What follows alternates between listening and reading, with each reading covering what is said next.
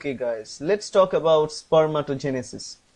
Spermatogenesis means the synthesis of sperm, the production of sperm in cell, and how the sperm is actually generated. Spermatogenesis, as the name suggests, spermatogenesis. Genesis means the production, sperm, so sperm production.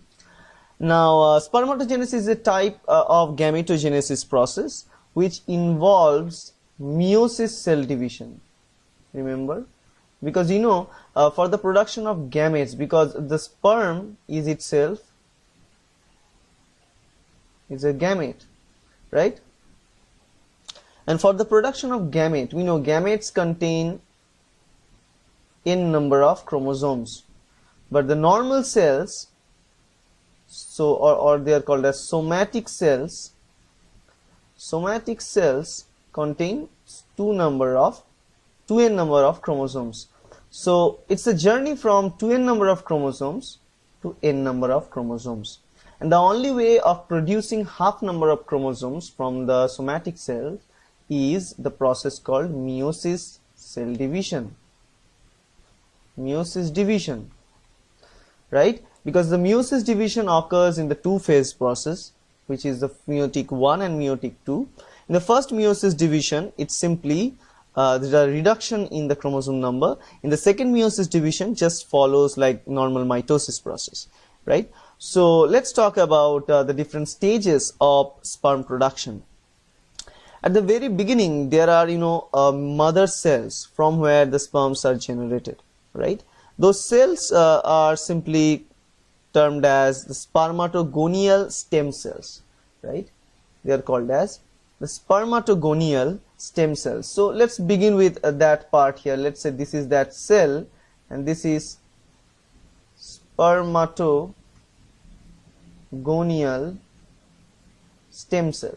And stem cells have the remarkable ability to produce all the different varieties of cells, because these cells are totipotent in nature.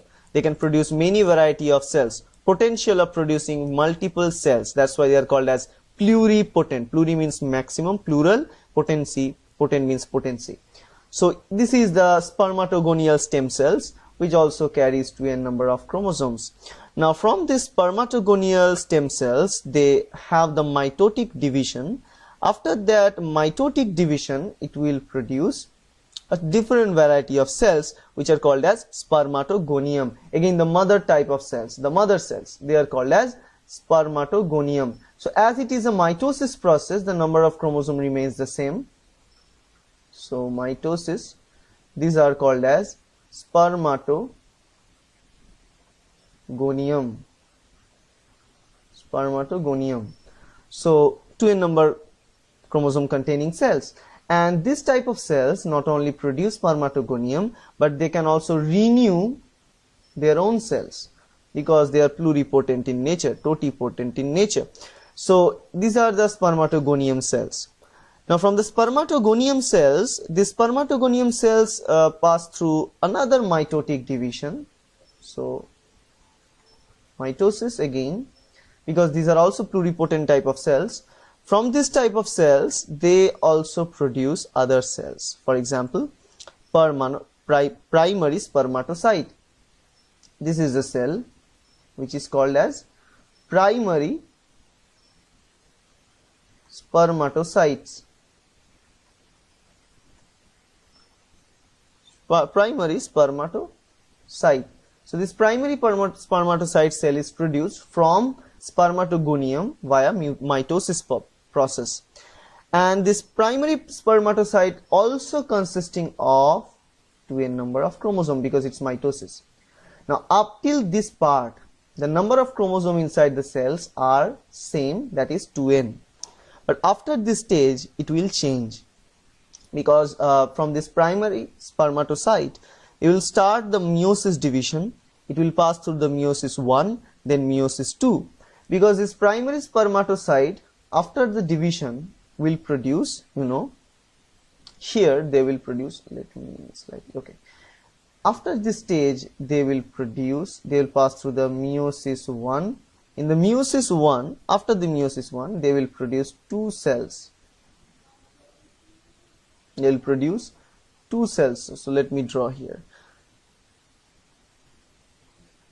Each with n number of chromosomes, because now the 2n number of chromosomes after meiosis 1 is becoming n number of chromosomes, and they are termed as secondary spermatocyte. Secondary spermatocyte. So these are all secondary spermatocytes. These were primary. Remember, primary spermatocyte contains 2n number of chromosomes, secondary spermatocyte contains n number of chromosomes. Now after this stage, the secondary spermatocytes pass through the meiosis 2, and you know meiosis 2 is nothing but the duplication of the cell normally, like the mitosis. So each of those cells got duplicated, each of those cells, and what they will produce here, they will produce small, so let me draw it smaller, yes, n number chromosome contains cells. They are termed as early spermatid, and all of them contain n number of chromosomes, and this is the example of early spermatid. So let me write it here. They are called as early spermatid, because you know this sperm production is a lot step by step process, and they have different names because they have different structural features as they go on. As you all know that the actual structure, the proper structure of the sperm that we can see or imagine or draw, it's something like this. Let me draw this for you. It is consisting of like that and something like that. For example, this is how a sperm look like, right? It has a head and a collar region. This is the collar region and the tail region, right? These are the three sections. But obviously the head contains the pronucleus, which has n number of chromosomes inside. So it will look something like that. So you can see here the early spermatids are nowhere close to that structure. So they need to go a lot more structural morphogenesis to finally reach to the proper sperm structure there. And from this early spermatid, they are differentiated and they finally produce the late spermatids. The late spermatids, or simply they are termed as spermatids. And from the spermatid, further modification of spermatid will lead to the production of the actual mature sperm, right? So this is how the whole process works, and this whole process is done in specialized organs, right? And actually it is done in the seminiferous tubule, right? Because that is the section where all the sperms are produced. They pass through this mitosis, meiosis, cell divisions, and also they pass that, they get the nourishment, and also they mature into the proper sperm, mature sperm. So seminiferous tubule is a very important structure in our body, in all of us, right? And for the nourishment, they require cells, specific type of cells there. They are called as Sertoli's cells, because if you look at the seminiferous tubule, if you look at the cross section of the seminiferous tubule, it looks something like this. So let me draw it.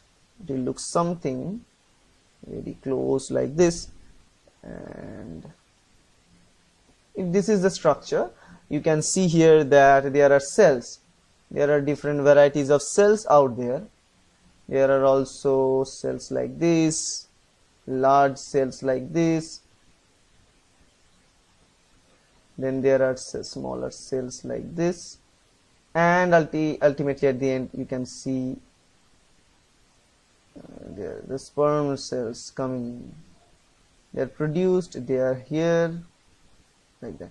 So the structure kind of looks like this.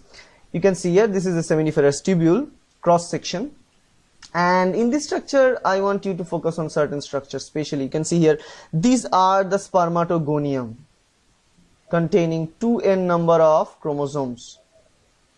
These are spermatogonium, and if you look down this cross section from the external side to the internal regions, you can find that at the terminal part you can have all those spermatogonium primary spermatocyte, secondary spermatocyte, and they are kind of coming down, and ultimately they produce that sperm at the bottom. So that's how the whole process works actually, because the cells start to mature from this part and ultimately matured here coming at this part, right? And these cells present there, they are filled with, you know, certain materials, and they are filled with materials, nutrients. These are called as Sertoli cells. So these are called as Sertoli cells. Helps in the nourishment of sperm there. So this is how the cross section looks and how the sperm actually develops there, but all the cellular processes going on inside. So that's kind of it about the spermatogenesis, guys, and I hope that's helpful. Thank you.